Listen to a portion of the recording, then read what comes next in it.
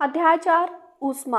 अध्याय 3 में आप पढ़ चुके हैं कि ऊनी वस्त्र जांतों रेशों से बनाए जाते हैं। आप यह भी जानते हैं कि सूती वस्त्र पादप रेशों से बनाए जाते हैं। हम शीतकाल में ऊनी वस्त्र पहनते हैं जो हमें गर्म रखते हैं। जब मौसम गर्म होता है तब हम हल्के रंग के सूती वस्त्र पहनना पसंद करते हैं। ये हमें ठंडक का अनुभव कराते हैं। आप यह जानने के लिए अवश्य ही उत्सुक होंगे कि किसी विशेष ऋतु के लिए विशेष प्रकार के वस्त्र ही क्यों उपयुक्त होते हैं। शीतकाल में आप घर के अंदर ठंड का अनुभव करते हैं। यदि आप बाहर धूप में आ जाएं तो गर्मी का अनुभव करते हैं। ग्रीष्म काल में तो आप घर के अंदर भी गर्मी का अनुभव करते हैं। हम यह कैसे जान पाते हैं कि कोई वस्तु गर्म है अथवा ठंडी? हम कैसे पता लगाते हैं कि कोई वस्तु कितनी गर्म अथवा कितनी ठंडी है? इस अध्याय में हम इसी प्रकार के कुछ प्रश्नों का उत्तर जानने का प्रयास करेंगे। हेडिंग है 4.1 गर्म तथा ठंडा। अपने दैनिक जीवन में हम अनेक वस्तुओं के संपर्क में आते हैं। इनमें से कुछ गर्म हैं और कुछ ठंडी। चाय गर्म तथा बर्फ ठंडी होती है। हम देखते हैं कि कुछ वस्तुएं ठंडी हैं जबकि कुछ गर्म हैं। आप यह भी जानते हैं कि कुछ वस्तुएं दूसरी वस्तुओं की अपेक्षा अधिक गर्म होती हैं जबकि कुछ वस्तुएं दूसरों की अपेक्षा अधिक ठंडी होती हैं। हम कैसे ज्ञात करते हैं कि कोई वस्तु दूसरी वस्तु की अपेक्षा अधिक गर्म है? प्रायः हम इसका पता वस्तुओं को स्पर्श करके लगाते हैं, परंतु क्या हमारी स्पर्श इंद्रिय विश्वसनीय है? आइए ज्ञात करें। आपको परामर्श दिया जाता है कि बहुत अधिक गर्म वस्तुओं को ना छुएं। क्रियाकलाप 4.1 3 बड़े मग अथवा कटोरी लीजिए। इन पर ए, बी तथा सी नामांकित कीजिए। मग ए में ठंडा पानी तथा मग बी में गर्म पानी लीजिए। कुछ ठंडा और कुछ गर्म पानी मिलाकर मग सी में डालिए। अब अपने बाएं वाम यानी हाथ को मग ए में तथा दाहिने दक्षिण हाथ को मग बी में डालिए। दोनों हाथों को 2 से 3 मिनट तक मगों में डूबे रहने दीजिए। अब दोनों हाथों को एक साथ मग सी में डुबोइए। क्या दोनों हाथों को एक जैसा अनुभव होता है? सुनिश्चित कीजिए कि पानी इतना गर्म ना हो कि आपका हाथ जल जाए। बूझो कहता है, मेरा बायां हाथ कहता है कि मग सी में पानी गर्म है तथा दाहिना हाथ उसी पानी को ठंडा बताता है। मैं क्या निष्कर्ष निकालूं? बूझो की उलझन यह दर्शाती है कि यह निश्चय करने के लिए कोई वस्तु गर्म है या ठंडी हम अपनी स्पर्श इंद्रिय पर विश्वास नहीं कर सकते। यह हमें कभी भी धोखा दे सकती है। तब हम यह कैसे ज्ञात करते हैं कि कोई वस्तु वास्तव में कितनी गर्म है? किसी वस्तु की उष्णता यानी कि गर्मी की विश्वसनीय माप उसके ताप से की जाती है। ताप मापने के लिए उपयोग की जाने वाली युक्ति को तापमापी यानी थर्मामीटर कहते हैं। हेडिंग है 4.2 ताप मापन। क्या आपने कोई तापमापी देखा है? याद कीजिए कि जब कभी आपको या आपके परिवार में किसी को बुखार चढ़ा था तो टेम्परेचर यानी ताप को थर्मामीटर तापमापी से मापा गया था। जिस तापमापी से हम अपने शरीर के ताप को मापते हैं उसे डॉक्टरी थर्मामीटर कहते हैं। किसी थर्मामीटर को अपने हाथ में पकड़िए तथा इसका ध्यानपूर्वक प्रेक्षण कीजिए। यदि आपके पास थर्मामीटर नहीं है तो अपने मित्र के साथ सम्मिलित हो जाइए। डॉक्टरी थर्मामीटर चित्र 4.2 में दर्शाए अनुसार दिखाई देता है। डॉक्टरी थर्मामीटर में एक लंबी बारीक तथा एक समान व्यास की कांच की नली होती है। इसके एक सिरे पर एक बल्ब होता है। बल्ब में पारा भरा होता है। बल्ब के बाहर नली में पारे की एक पतली चमकीली धारी देखी जा सकती है। यदि पारे की यह धारी आपको दिखाई ना दे तो थर्मामीटर को थोड़ा सा घुमाइए जब तक कि आपको उसमें धारी दिखाई ना देने लगे। थर्मामीटर पर आपको ताप मापने का एक मापक्रम यानी स्केल भी दिखाई देगा। उपयोग किए जाने वाला यह मापक्रम सेल्सियस स्केल है जिसे सेंटीग्रेड द्वारा दिखाते हैं। बूझो दुविधा में है कि चित्र 4.2 में दर्शाए 2 मापक्रमों में से वह किसे पढ़े। पहेली ने उसे बताया कि भारत में हमने सेल्सियस स्केल को अपनाया है और हमें इसी स्केल का उपयोग करना चाहिए। दूसरा मापक्रम फ़ारेनहाइट स्केल F फ़ारेनहाइट है जिसका परिसर 94 से 108 डिग्री तक है। इसे पहले प्रयोग किया जाता था। डॉक्टरी थर्मामीटर से हम 35 डिग्री सेल्सियस से 42 डिग्री सेल्सियस तक के ही ताप को माप सकते हैं। क्रियाकलाप 4.2 थर्मामीटर से ताप मापना। आइए यह सीखें कि थर्मामीटर को कैसे पढ़ा जाता है। सबसे पहले इसके किन्हीं 2 क्रमागत एक के बाद एक बड़े चिन्हों द्वारा निरूपित ताप के अंतर को नोट कीजिए। इन दोनों चिन्हों के बीच भागों की संख्या छोटे चिन्हों द्वारा दर्शाए गए को नोट कीजिए। मान लीजिए 2 बड़े चिन्हों के बीच 1 डिग्री का अंतर है तथा इन चिन्हों के बीच 5 भाग है, तब एक छोटे भाग का माप 1/5 डिग्री सेंटीग्रेड अर्थात 0.2 डिग्री सेंटीग्रेड होगा। उपयोग करने से पहले थर्मामीटर को अच्छी प्रकार धो लीजिए। धोने के लिए किसी प्रतिरोधी रोगाणुरोधक घोल का उपयोग करना सुरक्षित रहता है। अब इसे अपने हाथ में कसकर पकड़िए और कुछ झटके दीजिए। झटके देने से पारे का तल नीचे आ जाएगा। सुनिश्चित कीजिए कि यह 35 डिग्री सेंटीग्रेड से नीचे आ गया है। अब थर्मामीटर के बल्ब को अपनी जीभ के नीचे रखिए। 1 मिनट के पश्चात थर्मामीटर को बाहर निकालिए और उसका पाठ्यांक नोट कीजिए। यह आपके शरीर का तापमान है। ताप को सदैव इसके मात्रक सेंटीग्रेड के साथ व्यक्त करना चाहिए। आपने अपने शरीर का ताप कितना नोट किया? मानव शरीर का सामान्य ताप 37 डिग्री सेंटीग्रेड है। ध्यान दीजिए कि ताप को इसके मात्रक के साथ व्यक्त किया गया है। पहेली ने अपने शरीर का ताप मापा। वह चिंतित हो गई क्योंकि यह ठीक 37 डिग्री सेंटीग्रेड नहीं था। आइए पहेली को विश्वास दिलाएं कि उसके साथ कोई समस्या नहीं है। क्रियाकलाप 4.3 डॉक्टरी थर्मामीटर की सहायता से अपने कुछ मित्रों कम से कम 10 के शरीर का ताप मापिए। अपने प्रेक्षणों को साड़ी 4.2 में अंकित कीजिए। क्या प्रत्येक विद्यार्थी के शरीर का तापमान 37 डिग्री सेंटीग्रेड है? यह आवश्यक नहीं है कि प्रत्येक व्यक्ति का सामान्य तापमान 37 डिग्री सेंटीग्रेड हो। यह कुछ अधिक अथवा कुछ कम हो सकता है। वास्तव में जिसे हम सामान्य ताप नॉर्मल टेम्परेचर कहते हैं, वह स्वस्थ व्यक्तियों के विशाल समूह के शरीर का औसत ताप है। बोझो के मस्तिष्क में एक नटखट विचार आया। वह डॉक्टरी थर्मामीटर से गर्म दूध का ताप मापना चाहता था। पहेली ने उसको ऐसा करने से रोक दिया। चेतावनी: डॉक्टरी थर्मामीटर का उपयोग मानव शरीर का ताप मापने को छोड़कर किसी अन्य वस्तु का ताप मापने के लिए कभी मत कीजिए। थर्मामीटर को धूप तथा आग के पास रखने से बचाइए। ऐसा करने से यह टूट सकता है। डॉक्टरी थर्मामीटर को केवल मानव शरीर का ताप मापने के लिए ही डिजाइन किया गया है। मानव शरीर का ताप सामान्यतः 35 डिग्री सेंटीग्रेड से कम तथा 42 डिग्री सेंटीग्रेड से अधिक नहीं होता। यही कारण है कि इस थर्मामीटर का परिसर 35 डिग्री सेंटीग्रेड से 42 डिग्री सेंटीग्रेड है। हेडिंग है 4.3 प्रयोगशाला तापमापी। हम अन्य वस्तुओं के ताप कैसे मापते हैं, इसके लिए अन्य तापमापी काम में लाते हैं। ऐसा ही एक तापमापी प्रयोगशाला तापमापी है। आपके अध्यापक इस तापमापी को आपको दिखाएंगे। इसे ध्यान से देखिए तथा इससे मापे जा सकने वाले अधिकतम तथा न्यूनतम ताप को नोट कीजिए। प्रयोगशाला तापमापी का परिसर प्रायः 10 डिग्री सेंटीग्रेड से 110 डिग्री सेंटीग्रेड होता है। जैसा आपने डॉक्टरी थर्मामीटर में किया था, ठीक उसी प्रकार इस तापमापी के भी किसी सबसे छोटे भाग द्वारा दर्शाए जाने वाले ताप का मान ज्ञात कीजिए। तापमापी द्वारा दर्शाए गए ताप को ठीक ठीक पढ़ने के लिए आपको ताप के इस मान की आवश्यकता होगी। विभिन्न प्रयोजनों के लिए विभिन्न प्रकार के तापमापी उपयोग किए जाते हैं। मौसम की रिपोर्ट में दिए गए अधिकतम तथा न्यूनतम तापमापों की जानकारी देने के लिए अधिकतम न्यूनतम तापमापी का उपयोग किया जाता है। आइए अब देखें कि इस तापमापी का उपयोग कैसे किया जाता है। क्रियाकलाप 4.4 किसी बीकर अथवा मग में नल का थोड़ा सा जल लीजिए। तापमापी को जल में इस प्रकार डुबोइए कि उसका बल्ब जो जल में डूबा रहे, लेकिन वह बर्तन की तली अथवा दीवारों को स्पर्श न करे। तापमापी को जल में ऊर्ध्वाधर रखते हुए इसमें पारे के तल की गति को देखिए। तब तक प्रतीक्षा कीजिए जब तक कि नली के पारे का तल स्थिर न हो जाए। तापमापी का पाठ्यांक नोट कीजिए। यह इस समय जल का ताप है। कक्षा में विभिन्न विद्यार्थियों द्वारा मापे गए जल के ताप की तुलना कीजिए। क्या इन मापों में कुछ भिन्नताएं हैं? संभव कारणों पर चर्चा कीजिए। प्रयोगशाला तापमापी का उपयोग करते समय डॉक्टरी थर्मामीटर का पाठ्यांक लेते समय बरती जाने वाली सभी सावधानियों के अतिरिक्त निम्नलिखित सावधानी भी बरती जानी चाहिए। नंबर 1 है तापमापी को ऊर्ध्वाधर रखना चाहिए, तिरछा नहीं, तथा तापमापी का बल्ब चारों ओर से उस पदार्थ से घिरा होना चाहिए जिसका ताप मापना है। बल्ब बर्तन की दीवारों से नहीं छूना चाहिए।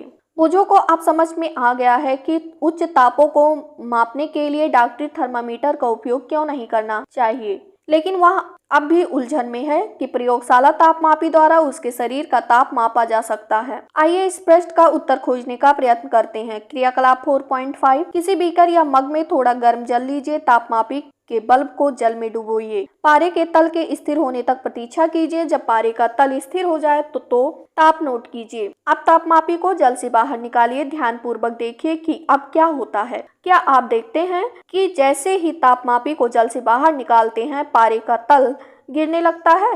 इसका अर्थ है कि किसी प्रयोगशाला तापमापी द्वारा ताप का पाठ्यांक तभी नोट करना चाहिए जब उसका बल्ब जल या उस वस्तु में रखा है जिसका ताप मापना है। स्मरण कीजिए कि अपने शरीर का ताप मापते समय आपको पाठ्यांक नोट करने के लिए थर्मामीटर को मुंह से बाहर निकालना पड़ता है। क्या तब आप प्रयोगशाला तापमापी को अपने शरीर का ताप मापने के लिए उपयोग कर सकते हैं? स्पष्ट है कि प्रयोगशाला तापमापी का उपयोग इस प्रयोजन के लिए सुविधाजनक नहीं है। डॉक्टरी थर्मामीटर को मुंह से बाहर निकाल लेने पर तारे का तल नीचे या ऊपर क्यों नहीं जाता? किसी डॉक्टरी थर्मामीटर का फिर से प्रेक्षण कीजिए। क्या आप बल्ब के पास कोई विभंग किंक देखते हैं?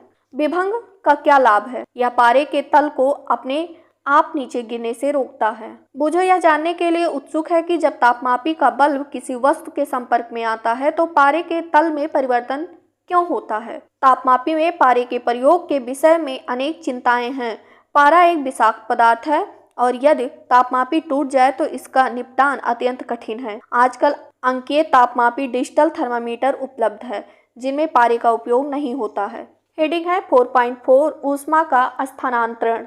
संभवतः आपने देखा है कि जब किसी बर्तन को ज्वाला पर रखते हैं तो वह तप्त हो जाता है। इसका कारण है कि ऊष्मा ज्वाला से बर्तन की ओर। आइए इसकी खोज करें।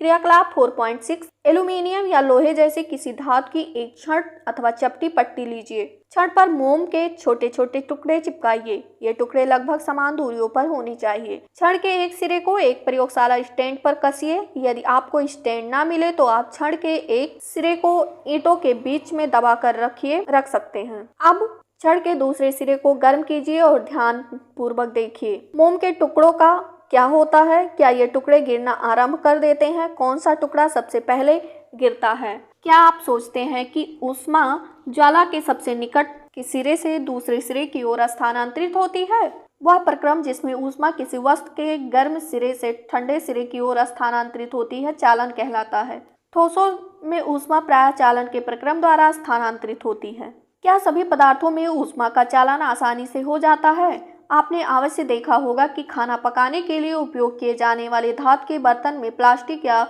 लकड़ी की हत्थी लगी होती है। क्या आप किसी तप्त बर्तन को हत्थी से पकड़कर बिना हाथ जलाए उठा सकते हैं? क्रियाकलाप 4.7 किसी छोटे बर्तन या बीकर में गर्म पानी लीजिए। कुछ वस्तुएं जैसे इस्पात यानी स्टील की चम्मच, प्लास्टिक का स्केल, पेंसिल तथा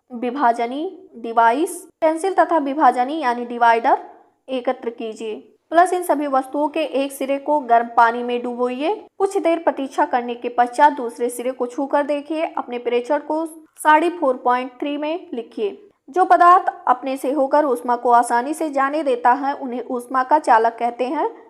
इसके उदाहरण है एल्यूमीनियम, आयरन यानी लोहा तथा कॉपर यानी तांबा। जो पदार्थ अपने से होकर ऊष्मा को आसानी से नहीं जाने देते उन्हें ऊष्मा का कुचालक कहते हैं। जैसे प्लास्टिक तथा लकड़ी कुचालकों को ऊष्मारोधी भी कहते हैं। जल तथा वायु ऊष्मा के कुचालक है। तब इन पदार्थों में ऊष्मा स्थानांतरण कैसे होता है? आइए पता लगाएं। क्रियाकलाप 4.8 गोल पेदे का फ्लास्क लीजिए। यदि फ्लास्क उपलब्ध ना हो तो बीकर लिया जा सकता है। इसे जल से 2/3 भरिए। इसको किसी तिपाई पर रखिए अथवा फ्लास्क को रखने का कोई ऐसा प्रबंध कीजिए जिससे कि आप इसके नीचे एक मोमबत्ती रखकर इसे गर्म कर सके। फ्लास्क में जल के स्थिर होने की प्रतीक्षा कीजिए।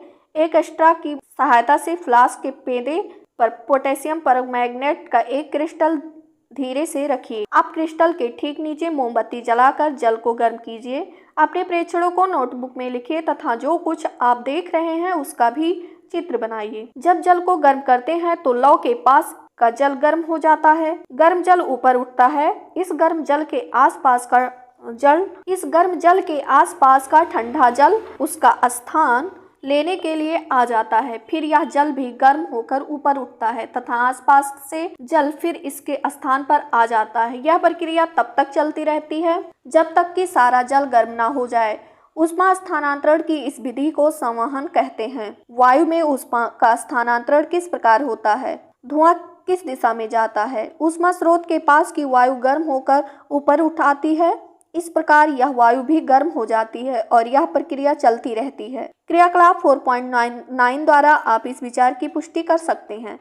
क्रियाकलाप 4.9 एक मोमबत्ती जलाइए। अपने एक हाथ को लौ के ऊपर तथा दूसरे हाथ को लौ के पास में रखिए। क्या आप क्या आपके दोनों हाथ समान गर्मी का अनुभव करते हैं? यदि नहीं तो कौन सा हाथ अधिक गर्म का अनुभव करता है, ऐसा क्यों? सावधान, अपने हाथ को लौ से सुरक्षित दूरी पर रखिए जिससे कि वह जले नहीं। ध्यान दीजिए, ऊपर की ओर की वायु संवहन द्वारा गर्म होती है, इसलिए लौ से ऊपर का हाथ गर्मी अनुभव करता है तथा पार्श्व की वायु संवहन द्वारा गर्म नहीं हो पाता, इसलिए यह वायु ज्वाला के ऊपर की वायु जैसी गर्म नहीं लगती। तटीय क्षेत्रों में रहने वाले लोग एक मनोरंजक परिघटना का अनुभव करते हैं। दिन के समय स्थल धरती या थल जल की अपेक्षा शीघ्र गर्म होता है।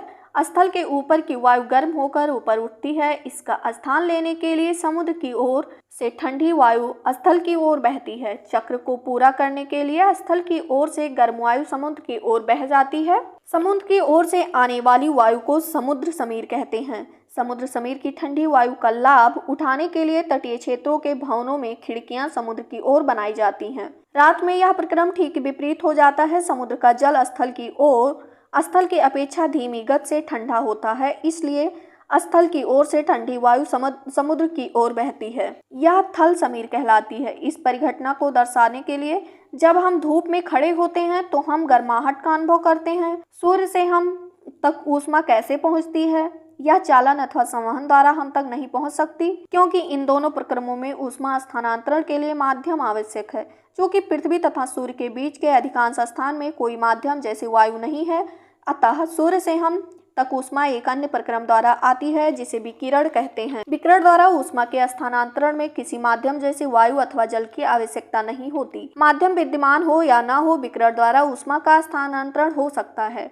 जब हम किसी तापक यानी हीटर के सामने बैठते हैं तो हमें इसी प्रक्रम द्वारा ऊष्मा प्राप्त होती है। ज्वाला से हटाकर रखा कोई गर्म बर्तन ठंडा होते समय अपनी कुछ ऊष्मा को विकिरण द्वारा ही प्रवेश को स्थानांतरित करता है। हमारा शरीर विकिरण द्वारा ही प्रवेश को ऊष्मा देता है तथा उससे ऊष्मा ग्रहण करता है। सभी गर्म पिंड विकिरणों के रूप में ऊष्मा विकिरित करते हैं। जब ये ऊष्मा विकिरण किसी अन्य वस्तु से टकराते हैं तो इनका कुछ भाग परिवर्तित हो जाता है, कुछ भाग अवशोषित हो जाता है तथा कुछ भाग परागत हो सकता है। ऊष्मा के अवशोषित भाग के कारण वस्तु का ताप बढ़ जाता है। धूप में बाहर जाते समय आपको छाते का उपयोग करने का परामर्श क्यों दिया जाता है? हेडिंग है 4.5 सर्दियों तथा गर्मियों में हमारे पहनने के वस्त्रों के प्रकार। आप जानते हैं कि गर्मियों में हम हल्के रंग के वस्त्रों को वरीयता देते हैं तथा सर्दियों में हम गहरे रंग के कपड़े पहनना पसंद करते हैं। ऐसा क्यों? आइए इसका पता लगाएं। क्रियाकलाप 4.10 टिन के एक जैसे दो डिब्बे लीजिए। इसमें से एक के बाहरी पृष्ठ को काला तथा दूसरे के बाहरी पृष्ठ को सफेद श्वेत पेंट कीजिए। दोनों डिब्बों में बराबर मात्रा में जल भरिए तथा उन्हें दोपहर के समय लगभग 1 घंटे के लिए धूप में रख दीजिए। दोनों डिब्बों में भरे जल के ताप मापिए। क्या आप दोनों के ताप में कुछ अंतर पाते हैं? किस डिब्बे में जल अधिक गर्म है?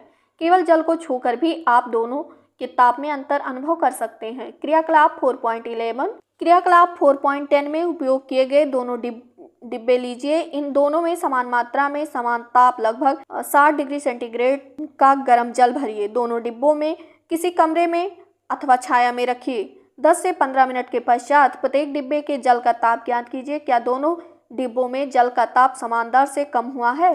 क्या इन क्रियाकलापों से आप यह निष्कर्ष निकाल सकते हैं कि गर्मियों में सफ़ेद या हल्के रंग के वस्त्र तथा सर्दियों में गहरे रंग के वस्त्र पहनना अधिक आरामदायक क्यों प्रतीत होता है?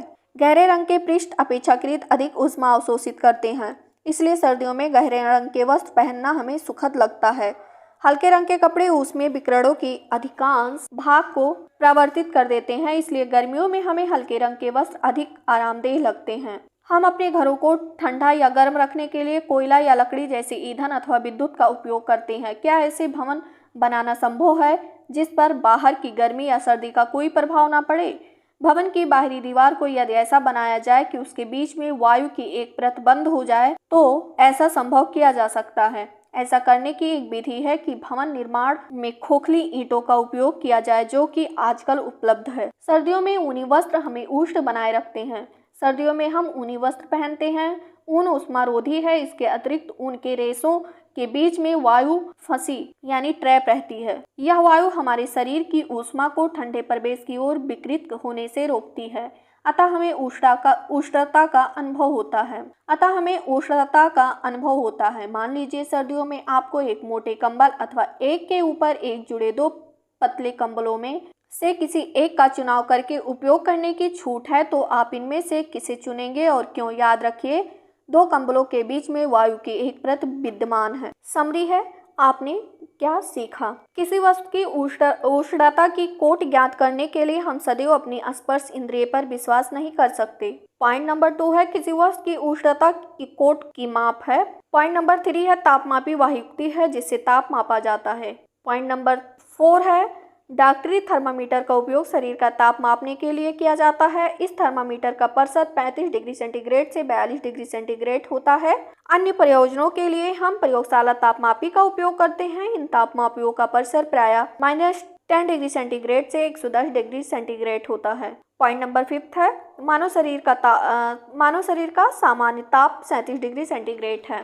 पॉइंट नंबर ऊष्मा उच्च ताप के पिंड से निम्न ताप के पिंड की ओर स्थानांतरित होती है। एक वस्तु से दूसरी वस्तु में ऊष्मा 3 प्रक्रमों द्वारा स्थानांतरित हो सकती है। ये है चालन, संवहन तथा विकिरण। पॉइंट नंबर 7 है ठोसों से प्रायः ऊष्मा चालन द्वारा स्थानांतरित होती है। द्रव तथा गैसों में ऊष्मा संवहन द्वारा स्थानांतरित होती है। विकिरण द्वारा ऊष्मा के स्थानांतरण के लिए किसी माध्यम की आवश्यकता नहीं होती है। पॉइंट नंबर 8 है जो पदार्थ अपने से होकर ऊष्मा को आसानी से प्रवाहित होने देते हैं उन्हें ऊष्मा चालक कहते हैं। पॉइंट नंबर 9 है गहरे रंग की वस्तुएं हल्के रंग की वस्तुओं की अपेक्षा ऊष्मीय विकिरणों की अच्छी अवशोषक होती हैं। यही कारण है कि हम गर्मियों में हल्के रंग के वस्त्रों में अधिक आराम का अनुभव करते हैं। पॉइंट नंबर 10 है सर्दियों में ऊनी वस्त्र हमें गर्म रखते हैं।